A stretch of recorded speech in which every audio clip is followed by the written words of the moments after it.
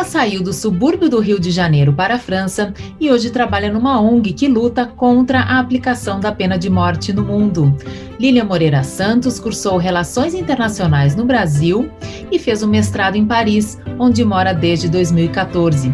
Além disso, ela tem um podcast chamado Femigrantes, onde aborda questões raciais e migratórias de mulheres pelo mundo. Eu sou Letícia Nascimento e esse é o Manda Brigadeiro, o podcast que conta a história dos brasileiros que moram fora do Brasil.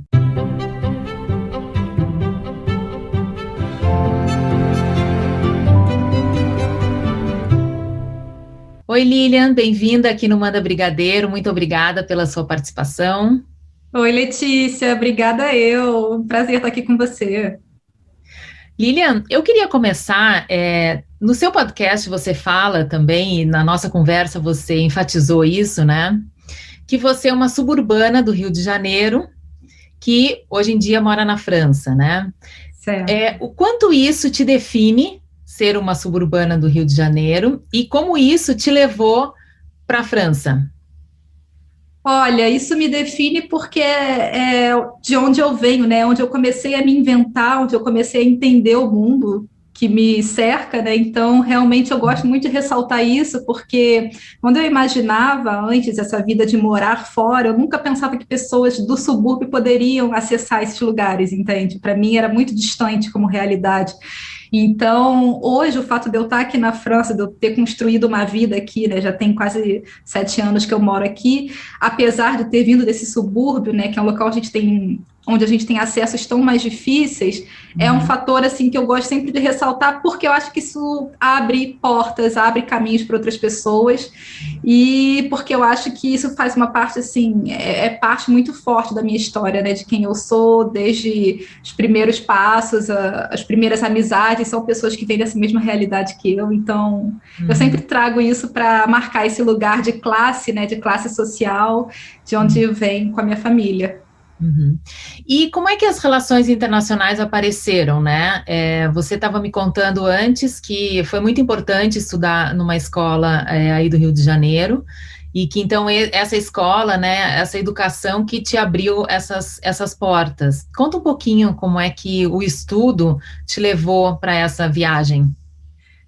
Foi através do. O primeiro contato foi através da língua francesa, né? Eu entrei no Colégio Pedro II com 10, 11 anos de idade, que é um colégio do Rio de Janeiro enorme, um colégio federal, que tem milhares de alunos de toda parte da cidade e de diversas classes sociais, é bem diverso, bem variado. E nesse colégio eu tive as primeiras aulas de língua estrangeira, né? Foi o inglês e o francês, logo na quinta série. E desde aí, então, fui tendo esse contato, porque a língua, ela abre portas, né? Quando a gente estuda a língua, a gente não está estudando só o idioma, a gente está estudando uma cultura, uma história, né? Desses todos os países, esses diversos países. Então, a educação, ela teve esse papel fundamental, sabe? De me mostrar que eu poderia ir além e sonhar em estudar o mundo, né? Porque relações internacionais, fazer essa graduação era uma forma de abrir umas portas para o mundo. No fundo, era esse sonho que eu tinha, porque eu sempre tive essa curiosidade de conhecer o mundo, desbravar, e essa faculdade foi o que me permitiu isso. Então, ao final ali do ensino médio, eu já estava decidida que eu queria estudar geopolítica, ciência política, economia política, tudo que é relacionado à política, à distribuição de poder no mundo, e foi aí que eu tomei a decisão de fazer relações internacionais. E aí fiz a faculdade na UF, na Universidade Federal Fluminense, no Rio de Janeiro. E aí depois o mestrado você fez em Paris. Foi aí que você foi morar fora pela primeira vez na sua vida. Exatamente, porque na graduação eu fui me aproximando mais desse campo de direitos humanos e ação humanitária e decidi fazer um mestrado, porque relações internacionais é uma área muito vasta, né? E a gente sai da graduação sem rumo um pouco, a gente ficou um pouco perdido, então precisava de uma especialização e decidi fazer nessa área de direitos humanos e gestão de projetos humanitários, que é um tema que me motiva muito, e aqui a França era um dos lugares que estava no meu radar. A França tem um percurso forte nessa área, então eu vim fazer um mestrado aqui, um mestrado profissionalizante. E foi difícil conquistar essa vaga do mestrado? Como é que foi? Olha, foi difícil sim, porque primeiramente, termos financeiros, né? A gente tem que fazer todo um planejamento financeiro para mudar, para migrar para um outro país. Então, eu cheguei a tentar algumas bolsas de estudos, mas nessa área de ajuda humanitária não tinham muitas bolsas disponíveis. Então, durante algum tempo eu fui trabalhando no Brasil. Depois que terminei a graduação, trabalhei durante 2, 3 anos na área de eventos internacionais. Foi a época da Copa do Mundo de 2014. Os jogos, teve jogos militares internacionais, Copa das Confederações, enfim, uma série de eventos da ONU também, né, como a Rio+20 em 2012, e aí foi o meio que eu tive de juntar dinheiro, né, de me organizar financeiramente, e como a bolsa acabei não conseguindo a bolsa, eu vim mesmo sem o financiamento, né, e fui trabalhando, trabalhei, fiz o que eles chamam de boulot étudiant, né, que são os pequenos trabalhos de estudantes de final de semana, e foi assim que eu consegui fazer. O fato da língua me ajudou muito, né, o domínio da língua. Lilian, e você estava me contando que na escola que você aprendeu desde a quinta série o francês, né, quer dizer, isso abriu portas para você, né? Você tinha consciência do quanto ou não? Não, inclusive eu achava chato, não entendia por que tinha que estudar francês. Já imagina, com 10 anos de idade, né? O meu interesse era inglês naquela época, porque as séries que a gente assiste, os livros eram livros em inglês, então o francês não tinha muito valor, pelo menos eu não me dava conta da importância. E foi alguns anos mais tarde que eu percebi o quanto que isso me abriu portas, né? Porque já dominava o francês, então nunca cheguei a fazer cursos como Aliança Francesa, por exemplo, que é um curso muito caro, é excelente, mas é caríssimo. Eu não fiz Aliança Francesa, eu estudei francês na escola e depois uns cursos comunitários da Universidade Federal do Rio de Janeiro que oferecia também. E quando você chegou, quer dizer, alguns convidados aqui que eu já entrevistei, que mudaram para países onde se fala inglês, muitas pessoas falam, eu achava que eu sabia falar inglês, mas quando eu cheguei, aí eu vi a dificuldade que era. Você sentiu isso com a língua francesa também? Tipo, chegou em Paris e... Peraí, qual é o idioma que eles estão falando aqui? Olha, eu senti isso, mas muito em relação às gírias, à linguagem familiar, que existe o français familier, né, que é eles usam algumas inversões de palavras, principalmente as pessoas mais jovens, né? Então, por exemplo, eu cheguei para fazer o mestrado, né? Então, na sala de aula, eu entendi os professores perfeitamente, saía me achando super fluente. Aí chegava na rua, ia para o bar com os colegas, ou a gente ia fazer piqueniques, pronto, não entendia mais nada, tentava fazer leitura labial, ficava perdidíssima e falava, nossa, mas o que está acontecendo? Mas realmente são duas línguas diferentes, né? O francês formal e o francês das inversões, né, que eles chamam, do dia a dia. E quando você fez esse mestrado, tinham outros estrangeiros fazendo também, ou não?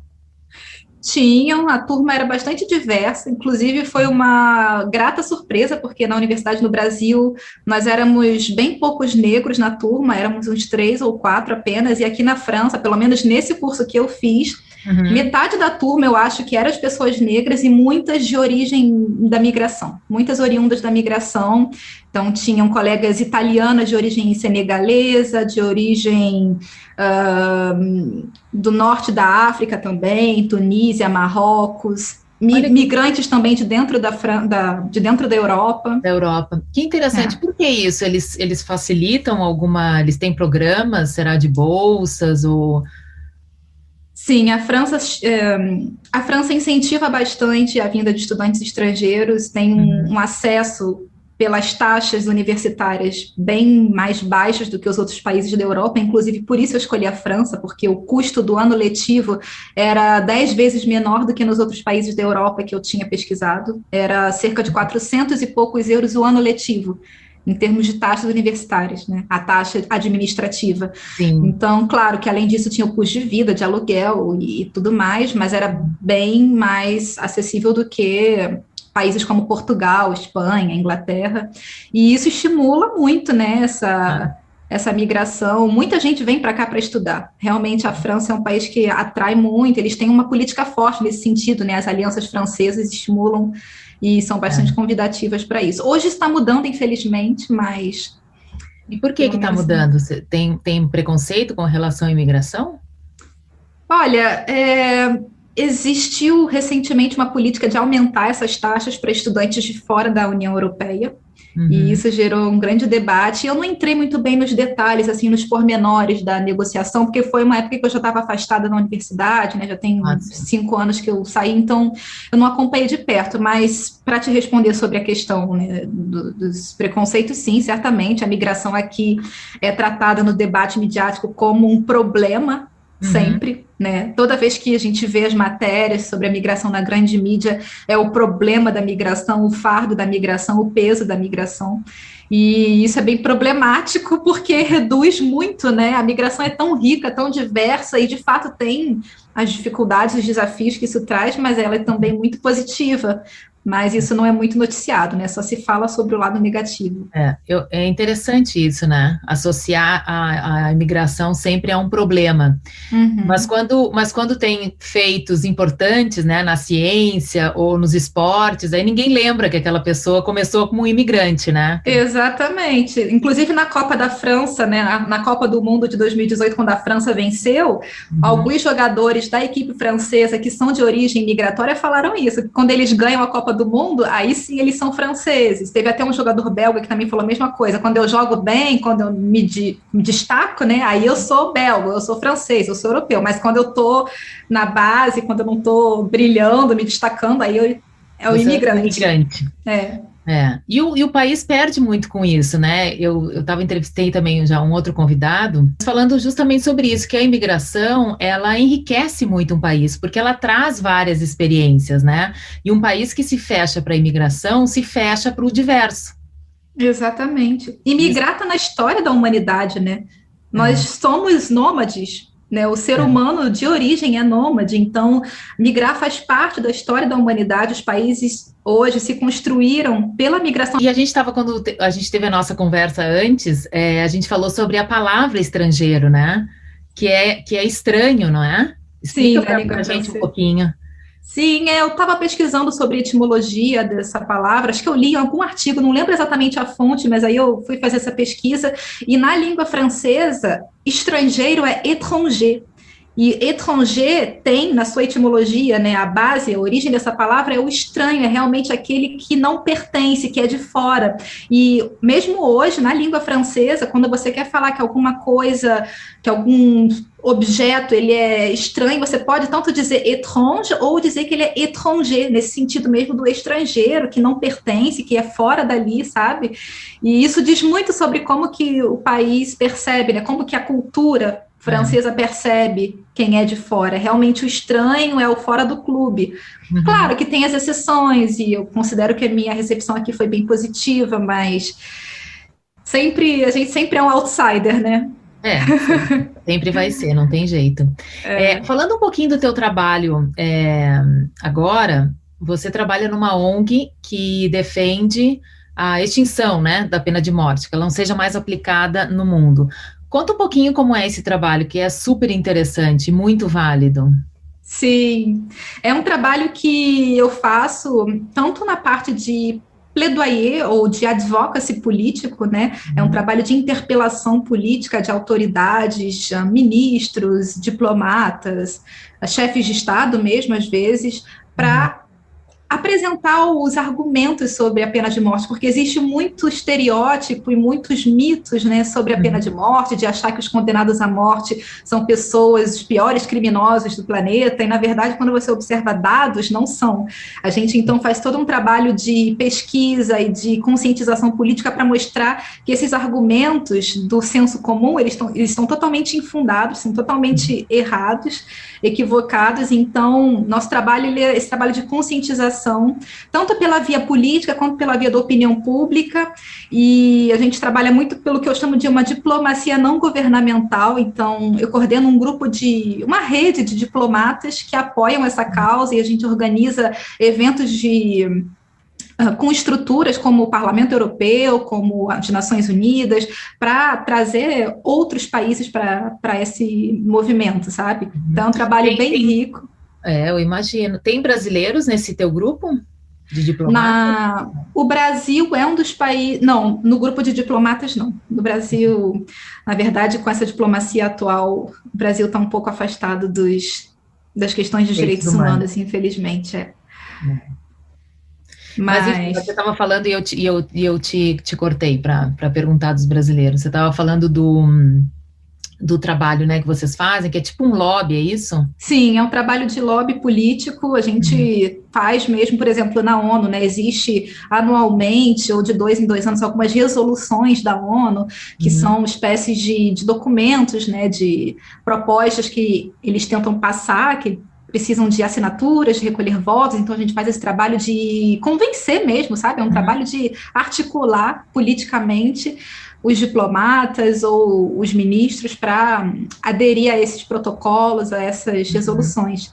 Então, é um trabalho que me abriu portas, assim, incríveis, que eu nunca poderia imaginar, porque parecia tão distante, né, trabalhar com diplomacia, e a diplomacia não governamental foi uma entrada, assim, para mim, né? Não, você está feliz, porque você tá fazendo o que você se propôs a fazer, né? Sim, exatamente. Quando você sonhava lá no Rio de Janeiro em fazer, era isso? Era exatamente isso. Eu não imaginava por essa via, porque eu pensava em fazer aquela diplomacia clássica, né, de estudar para fazer o concurso do Itamaraty, do Ministério de Relações Exteriores. Só que depois eu percebi que não era isso que eu queria, e aí fui conhecendo outras vias, né, e falei, nossa, realmente pelo setor não governamental é um setor que me interessa bastante, porque a gente tem mais flexibilidade, né, a gente não tem algumas amarras que quando você representa uma instituição você tem que respeitar. Então a gente se sente muito mais livre e independente para agir. Eu ia te perguntar, quantos países ainda aplicam a pena de morte no mundo?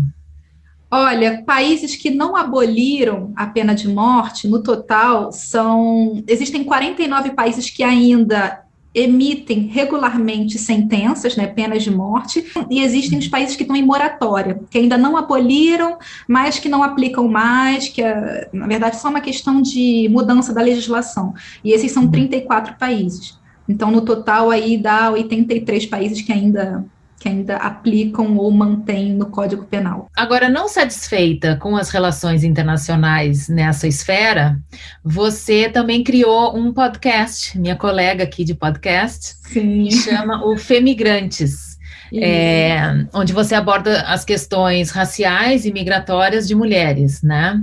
Certo. Conta como surgiu essa ideia de fazer o podcast. Foi por conta também da tua própria experiência como imigrante, mulher? Certamente. Na verdade, ele surgiu por um podcast em francês, que é o Femigrant Podcast, né? E que eu cofundei com uma amiga do mestrado, uma amiga italiana de origem senegalesa, com quem eu sempre conversei muito sobre essas questões de pertencimento, de imigração, de raça, e essas discussões acabaram levando a gente para criar esse podcast, porque aqui na França tem poucos espaços onde imigrantes estão falando sobre si mesmo em primeira pessoa, né? Falam muito da gente em terceira pessoa, na mídia, como eu falei, é sempre o problema da migração, os migrantes, mas dificilmente chamam os migrantes para falarem por si próprios. Então, a gente decidiu criar esse podcast em francês, em que a gente traz mulheres de outros países do mundo que migraram para a França, e esse podcast foi lançado em outubro do ano passado, de 2020, e aí agora em janeiro de 2021 eu resolvi fazer uma versão em português para falar de mulheres brasileiras ou de outros países lusófonos que estão migrando aí para outros países. E o foco dele é a questão migração, mas também a questão sexismo, né? Porque quando a gente migra na condição de mulher, tem uma outra camada aí, que é o sexismo, que são alguns estereótipos, e a gente que é brasileira vive bastante isso aqui na Europa, né? E tem um outro fator também, outro valor-chave, que é o decolonialismo, que a gente tenta trazer uma perspectiva decolonial, de questionar mesmo alguns valores, essa estrutura, né, que rege o nosso planeta hoje, em que a gente tem esse norte global, Europa, como o padrão de desenvolvimento e de civilização, e o resto como o resto, né, como os menos civilizados. Isso é o decolonialismo, que é interessante você falar sobre esse termo, agora ele está aparecendo mais, né, está mais em voga. Eu queria que você explicasse o que é o decolonialismo. Olha, então, é esse movimento mesmo, né, esse pensamento crítico sobre tudo que a gente criou como humanidade hoje, que está permeado por essas estruturas em que os valores, o padrão é o eurocêntrico, né?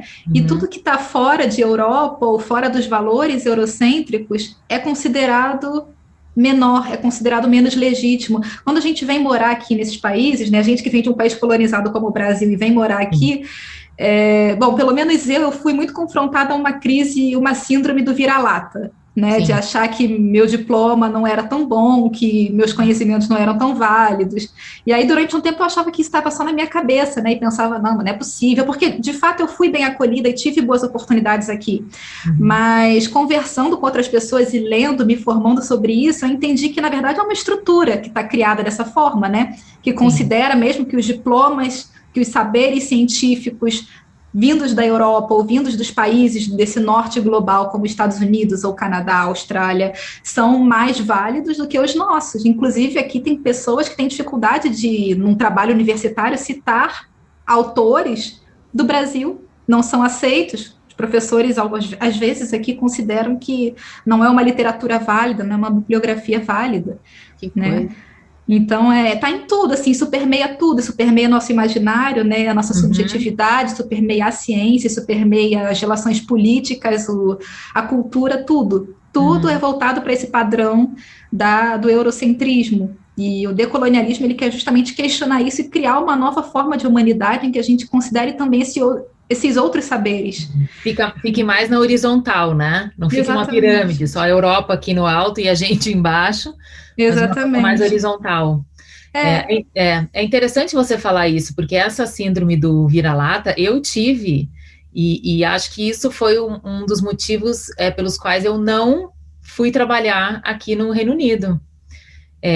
Claro que o primeiro foi porque o meu marido estava trabalhando e ele trabalhava muito, e a gente tinha 2 filhas pequenas, né, com 13 e 5 anos de idade, então, enfim, eu que tive que ficar mais com essa parte de cuidar das meninas e da casa. Mas depois que elas cresceram um pouco mais, eu achei muito difícil passar essa barreira. Eu não achava que o meu inglês seria suficiente. Eu cheguei a fazer um curso, meu último trabalho no Brasil tinha sido no Instituto Moreira Salles, eu era coordenadora de comunicação lá, e eu falei, bom, quem sabe eu consigo algum lugar aqui no museu, né? Tem tantos museus aqui em Londres. E fui fazer um curso no Victoria and Albert Museum, que é um museu super bacana aqui, era um curso sobre o museu, Inside the Museum. Então, falei, eu vou conhecer tudo desse museu e depois eu vou me candidatar para uma vaga de voluntária, e assim eu acho que eu vou conseguir ascender, né, dentro do museu, mas sempre pensando como se toda a minha bagagem de 40 anos de trabalho no Brasil, 40 anos de trabalho não, 40 anos de vida, né, mas sei lá, 20 anos, 25 anos trabalhando no Brasil não valesse nada. Eu tinha essa sensação de que não valia nada. E, de fato, conversando depois com algumas pessoas que trabalhavam no museu, jovens, bem mais jovens do que eu, elas me diziam, olha, é difícil entrar aqui quando você vem de fora, uma menina que não era europeia, ela falou, é difícil, tal. E ela era jovem, né, tinha, enfim, acho que outras características, e eu, enfim, abandonei. E depois lancei o podcast, mas, assim, eu fiquei com isso, eu acho que essa síndrome faz parte de mim. É difícil mesmo, eu considero que o meu caso, ele não é a regra, né, eu acho que eu conheço muitas pessoas aqui que estão trabalhando na área, né, muitas brasileiras ou outros imigrantes que trabalham na sua área, mas ainda é uma exceção, porque existe mesmo uma rejeição ao sotaque, né, pessoas que dizem que quando fazem uma entrevista e que o sotaque do imigrante, né, o sotaque brasileiro se manifesta de uma forma mais forte, isso é um problema às vezes. Ou então a questão do sobrenome, tem gente que fala que quando coloca um sobrenome no currículo, sobrenome brasileiro, né, um sobrenome que não pareça francês, a probabilidade de ser chamado para uma entrevista é bem menor. Aí basta mudar o sobrenome, talvez botar o sobrenome de um marido, né, no caso de alguém que seja casada com um francês ou uma francesa, pronto, aí começam a receber ligações, e o que é ruim, né, o que é muito problemático nisso, né, além de todo o problema que isso traz para a gente, é que no outro sentido isso não acontece, né, quando os europeus vão morar no Brasil, eles são super bem recebidos e conseguem os melhores salários, os melhores postos de trabalho, né, então é realmente uma assimetria muito forte, o decolonialismo ele vem questionar isso, por que os diplomas deles, né, no Brasil são mais válidos, são considerados mais legítimos, e os nossos aqui não. E não só isso, né? Claro que eu estou falando aqui no meio acadêmico, no meio profissional, porque é a realidade que a gente está discutindo, mas é em tudo. Em tudo, eu acho que em tudo, tem toda a razão. E o podcast, qual é o futuro do podcast de vocês? Conta aí um pouquinho mais sobre as convidadas que vocês chamam, os episódios que já estão no ar. Ai, olha, boa pergunta sobre o futuro, é incerta, né? Você sabe que essa podosfera aqui é bastante emoção, mas é também É, bastante incerteza. Mas eu espero continuar. É um projeto que é bem. Eu estou bem apaixonada por esse projeto, bem contente, por essas conexões também, né? Como a nossa, que é, foi graças ao podcast e pelas redes a exatamente. gente se conheceu. E, É. bom, hoje as convidadas, a gente tenta trazer um perfil diverso, quer dizer, mulheres de diferentes regiões do Brasil ou outros países, né? Uhum. De língua portuguesa. Então, uma primeira convidada que veio de São Paulo, uma segunda que veio de outra cidade também do interior de São Paulo, agora a terceira Uma convidada vem do gaúcha. Sul. Isso, a gaúcha, como você, né? Eu ouvi o podcast, tá muito boa a entrevista com ela, muito boa sobre a mídia, Sim. né? Excelente, ela, a pesquisa dela é muito interessante. Agora a gente vai ter outras convidadas do Nordeste, do Norte. Então a gente tenta trazer tanto do ponto de vista do país de origem essa diversidade, né, de que não são só pessoas, por exemplo, de Sul e Sudeste que migram, porque isso Uhum. também é uma questão que eu tenho É. colegas aqui do Nordeste ou de cidades do norte do Brasil que disseram que chegaram aqui, encontraram outros brasileiros, ficavam surpresos de saber que tem mulheres de Manaus, por exemplo, aqui, como se as Aham. pessoas de Manaus também não pudessem migrar, né? Então tem essa certa discriminação, né? Essa certa Uhum. xenofobia de nós do Sul e desse eixo Sul e Sudeste em relação ao Norte. Então eu, como uma sudestina, pensei, eu quero trazer essa Uhum. diversidade e também o perfil em relação aos países de imigração, né? Então, a gente vai ter uma próxima convidada agora que está no Japão, convidada na Bélgica, teve essa última convidada da Irlanda sobre mídia, convidada na Itália, que foi de um episódio sobre turismo afrocentrado, há uma Uhum. convidada na Califórnia que falou sobre interseccionalidade, que é o conceito-chave também do podcast, né, que é essa interseção entre todas essas questões das opressões e dos privilégios que a gente discute. E a gente tenta fazer isso de uma forma descomplexada, leve, porque são temas complexos, mas que a gente Sim. consegue abordar de uma maneira que fique acessível também para mulheres e homens, tem homens também que ouvem, de diferentes graus de escolaridade, realmente Uhum. que seja para todos e todas. Ah, muito bom, muito bom. Eu adorei a nossa conversa, a gente já tinha conversado um pouquinho antes, e é que nem você Sim. falou, eu acho que essas conexões que a gente estabelece no podcast são muito legais, né? Eu estou fazendo amizade também, assim, no mundo inteiro e conhecendo pessoas também com perfis tão diferentes do meu e acho isso muito enriquecedor. Eu queria te agradecer pela entrevista, pelo podcast, que eu sou ouvinte do podcast do Femigrantes, convido quem estiver escutando aqui o Manda Brigadeiro também a ouvir o Femigrantes, quem souber francês também pode escutar a versão em francês, e eu queria te agradecer. Muito obrigada, Lilian. Obrigada, Letícia. Eu que agradeço pelo espaço, pela oportunidade e também sou ouvinte do Manda Brigadeiro, gosto muito, estou muito contente por esse contato aqui. Tá bom. Então, obrigada. Hoje o Manda Brigadeiro fica por aqui e até a próxima.